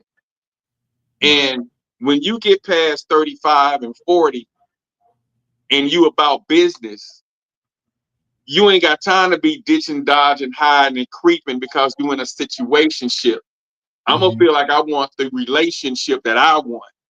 You feel what I'm saying? So I don't understand that it's a business. We in it for a business, but then you see that people that's in it for a business got kids by other people outside of that relationship. He got Michelle, Lisa, them pregnant, and she got a baby by his somebody that worked at his job. You get what I'm saying? Those are those type of relationships, and I think that's because it's a business. Right. I'm gonna say this before I chime out. If you in a relationship, single, situationship, or whatever, just try to keep yourself simple. Be transparent, be upfront, be real, and do what you got to do to protect yourself. Because there are a lot of people out here that don't know what they're looking for. There are a lot of people that are looking for the wrong thing, but you got to protect yourself. value yourself, put yourself first. And if you do those things and try to be healthy, then you have a greater chance of building a mutually beneficial, healthy relationship. But until you do those things, we're going to continue to have the problems that plague our community. Sounds good. Sounds good. Hey, all right. Hit me up Friday morning. All right, I got you. And I want to talk about how we're going to introduce our thing that we're going to do on here. Okay. And then I got a couple of topics I want to throw at you as well. And I want us, us to kind of go ahead and address these within this month. You get what I'm saying? So let's get that going. But holler at me. Appreciate you. All right. Keep Thank everything up. Get at me though Friday morning. Let's holler. All right, I'm finna get back to work, man. Y'all stay blessed. Have a good night. All right. Appreciate you. All right. Peace. All right, y'all. That's George. Appreciate him. Austin had chimed in tonight. But yeah, being appreciative. Black women, period. But majority of the social medias has been our women coming out saying this stuff. You know what I'm saying? And I don't know if it's just a plot or whatever, a skit. I don't know. But start being more appreciative, because the guys are not asking you guys out like talking about, because they don't want to deal with the foolishness. The guys aren't asking you out like talking about because they don't want to have to go and spend $300 just so y'all can meet and get to know each other. So that, that's the reason there's not many asking you out. But on that note, just start being appreciative, because it's as hard as times are becoming. If a guy even offer to take you out and foot the bill, man, that's accept it. You know what I'm saying? And don't require so much. Just if it's somebody you think you want to be with, just creep it. I understand if it's somebody you don't want to be with, you just want that free meal, do what you do. But like George said, be transparent with it. Be like, while y'all sitting, or you know what? I don't really like you. You ain't my type. But since you want to go to lunch, you want to do dinner, you want to take me out, I'll go out with you. So at least he knows. So at the end of the night, if he says, so can I see you next week? Say no. I told you I didn't like you and I thought things would change. But after this dinner, I still feel the same. You're not my type. And I can't make myself like you. But I do thank you for the dinner. And that's why I think God made me a man, because I would have been a hellified woman. Y'all think y'all waka flockers. Man, look. But on that note, I'm about to head out. Y'all can check me out. I'll be on YouTube. I mean, not YouTube, TikTok. Tune in, check me out. Friday nights on TikTok. I do my I play throwbacks. I may start it off with a little mix or so of maybe today music, a little old school rap. And then I'm gonna do a little mix thing with Angie Stone, starting it off this week, this Friday. But just tune in. I go back, I play some 80s, 90s music. Then at the last of the hour, the last 30 minutes or so, I bump down them 80s and 90s slow jam. I'm talking about Bobby Brown, let me see, Bobby Brown, Joe, I mean, Freddie Jackson, that Keith Sweat, I'll be sure. I break all that down on Friday nights on TikTok.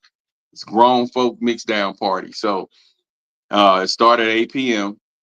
Central Standard Time. And then I rock until, I stop pretty much. But I try to do an hour, but lately I've been going over an hour, and I get more people ask me to play things. And if they're watching this, yes, I will have some of your songs in the mix. But I'm gonna do a little tribute, maybe 3 or 4 songs to Angie Stone when I started off. Then I'm gonna get into my funk music. I'm gonna play some little blues, some little trail ride music. But that's on my TikTok. So if you don't have TikTok, download TikTok and get ready to tune in. DJ D Black, that's my TikTok. So go over there, check me out. But on that note, I'd like to thank everybody who tuned in, all the supporters and everybody that's been down from day one with this podcast and thing. Speak on it. 2K25 right now. And we out. And on that note, same time, same place next week. And like I said, y'all check me out on Friday night, same time, over there on TikTok in the mix. So with that being said, I'm out. Tag a friend, tell a friend, DJ Black, Speak on It podcast, 2K25. I'm out. Hey. What you think, man? I've been in the polyamory lifestyle. I can't even say lifestyle because it's not a lifestyle. It's a way of loving, not a way of living. I've been polyamorous for about 10 years now. Okay. And the mindset for me is mentally, I think I've been polyamorous longer than actually practicing it because I've always felt that this like monogamy just doesn't fit for me. Right. I don't understand why I have to only love one person or why I can only show affection for one person. Where is this written? Why do I have to go along with what the societal standard supposedly is? Right. And then the problem comes when you love somebody too much. When you let yourself love somebody too much, and they don't love you the same. It's not even matter whether they love you back or not. They can love you back, but it's still unhealthy to love somebody that much. Which I understand that ideology of that. Well, I can't have. I might as well. I've been there. I know that. But at the same time, you have to realize, what your culpability is in a relationship going, however it went. You start thinking about, well, damn, I did this, I did this, I did this, I did this. So, you can love somebody too much. And then see, this complicates things for us men because we already have a hard time forming those emotional attachments. You already told them don't do this. The missing link to that goes back to a time before we were even thought. Why doesn't my father is that a protection for me? Right. Or is that the way he was raised? Or maybe somebody hugged him one day, a man hugged him. I'm not saying this is what happened, but I'm just saying we got but there are things that could have happened that absolutely that caused him to be the way he is. Made him feel weird, needed. Right. So the things that we think are sometimes a rejection or a lack may have been a protection. And most of the time they are like absolutely. But if we don't understand that, all we know is the rejection. But see, like what I understand with my father, men were going to jail, killing each other, and then now we got bisexual, then we got gays, now we got transgender.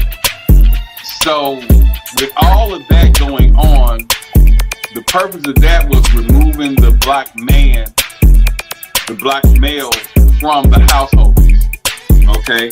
So with him not being in the household, she's getting the welfare, or she's out there in the workforce, forced to take care of herself, and if she have children, to take care of the children alone. Whether he's in jail, whether he's dead, whether he's bisexual, whether he's gay, whatever.